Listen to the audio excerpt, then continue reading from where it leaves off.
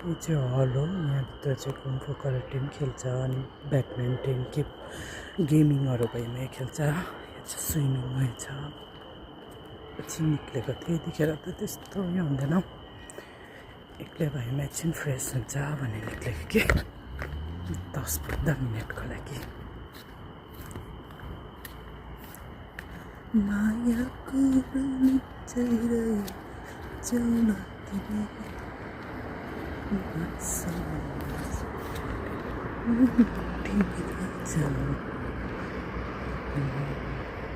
पहिला चाहिँ यहाँनिर रोजहरू कटिङ गरेर नयाँ हालेर यस्तो दामी फुलेको हुन्छ। अहिले त छैन रहेछ।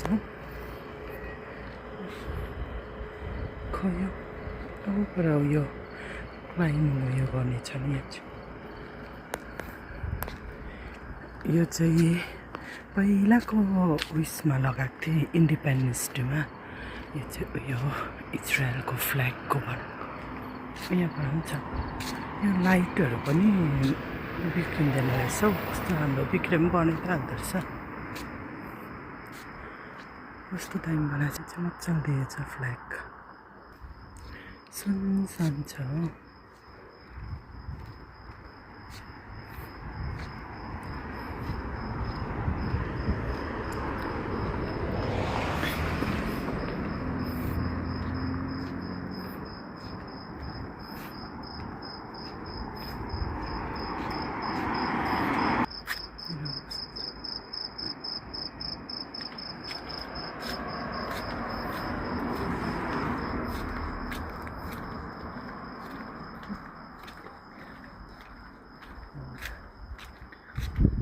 पहिला फर्स्टमा आउँदाखेरि म यहाँ एक्लै बसिरहेको हुन्थेँ होइन। बाटोहरू यादै थिएन नि त।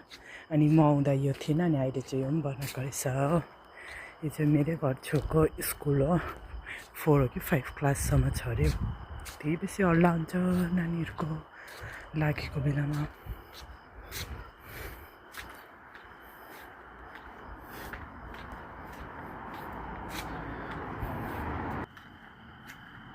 कस्तो मिठो स्मेल आयो कि। तर यो कुन चाहिँ फुल फुलेको यहाँ फुल फुलेको छ भने यस्तो मिठो हुनुहुन्छ नि।